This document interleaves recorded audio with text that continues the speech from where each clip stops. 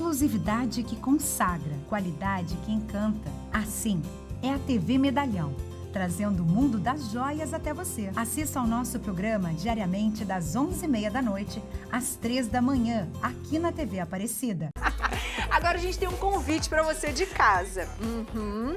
Ontem foi dia de Aparecida Debate. O tema escolhido para discussão foi o autismo e os avanços no diagnóstico no Brasil. Quem mediou a conversa foi o nosso amigo jornalista Eduardo Miranda. Vamos conferir um trechinho? O autismo é doença? É transtorno? Como devemos nos referir às pessoas autistas? E quais os sinais que não podemos ignorar?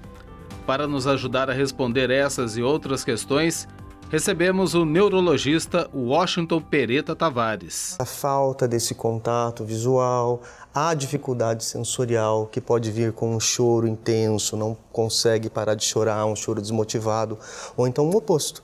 A criança que fica absolutamente quietinha, nem parece que tem criança em casa. Também a Lara Lacerda e o seu filho Noah. Chamava ele pelo nome, ele não fazia movimento nenhum. E a parte motora. Então ele tinha muita sensibilidade nos pés e nas mãos.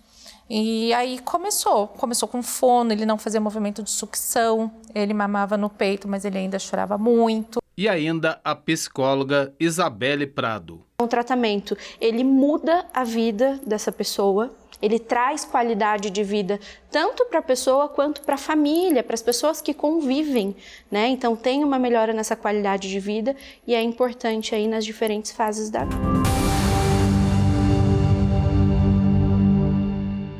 Para a gente continuar falando um pouco sobre o assunto, você sabia que aqui no Brasil as pessoas com transtorno do espectro autista têm direitos amplos garantidos por uma lei de 2012?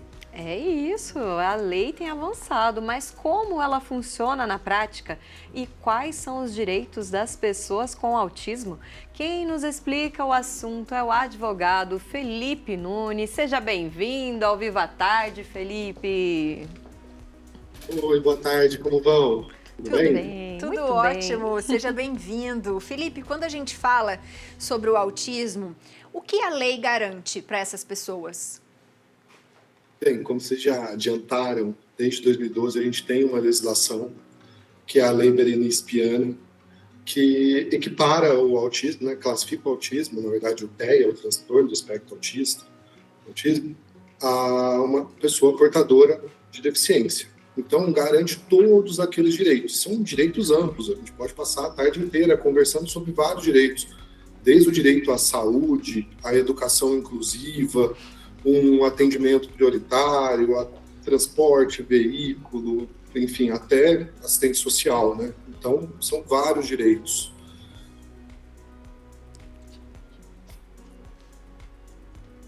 Importante. Oi, perdão. Não, é que eu achei que a Elo ia fazer uma pergunta. Em relação à própria saúde, a gente sabe que na Anvisa hoje, né, a gente tem aquela lista dos procedimentos e que as pessoas ainda têm muitas dificuldades quando tem uma pessoa com autismo em casa, porque tem direito a um psicólogo, enfim, o que ele teria direito e quando isso é negado a ele, o que ele deve fazer? Bem, vamos pensar, então vamos começar por saúde, que eu acho que é o mais importante, né? Pensando em saúde, a gente tem tanto o atendimento integral pelo SUS, para aquelas pessoas que não possuem um plano de saúde, quanto um atendimento com um plano de saúde. No seu caso, né, pensando na ANS, que trata ali dos planos de saúde, esse rol da ANS, ele não é taxativo, então não são somente aqueles tratamentos, aquelas medicações que estão ali previstas que devem ser cobertas. Tem que ser um tratamento, geralmente é um tratamento multiprofissional, envolvendo terapia ocupacional, fonoaudiólogo, fisioterapeuta, enfim, aquilo que o médico especialista vai indicar para ver a melhora do paciente. E o entendimento da justiça e do próprio STJ, desde a edição da Lei Brasileira de Inclusão, né, tratando sobre as pessoas com deficiência, é que esse tratamento tem que ser, além de ser multiprofissional, ele tem que ser universal, tem que ser tudo aquilo que foi previsto pelo médico, tem que ser atendido pelo plano de saúde. Não pode, por exemplo, uma coisa que acontece muito, limitação de número de sessões. Isso não pode acontecer. E aí, a pessoa, quando dá de frente com um direito desse sendo cerceado, né, ela tem que primeiro procurar um advogado especialista e procurar os direitos dela, tanto procurando a própria ANS, relatando o que o plano de saúde negou, quanto procurando, enfim, a justiça, se essa negativa permanecer. Bom, quando a gente fala sobre o autismo, a gente precisa ter o laudo para a gente passar por todos esses processos, né? Como que a gente inicia esses tratamentos, né? Tanto dos direitos como, assim, o tratamento pelo SUS, né? Como que a gente inicia esses processos, Felipe?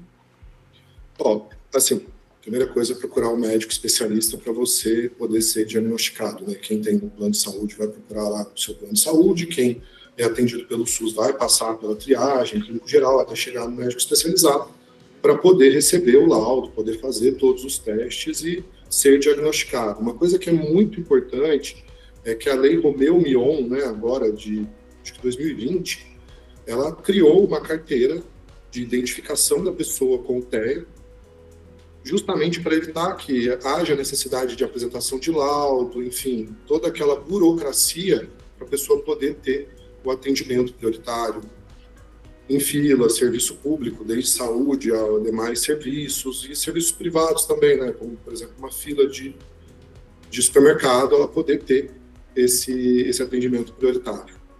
Quando você fala da identificação, eu acho que hoje as pessoas conseguem saber um pouco mais sobre isso, né? Se atentar um pouco mais, porque a gente tem falado mais sobre isso também, mas infelizmente a gente ainda consegue verificar muito preconceito.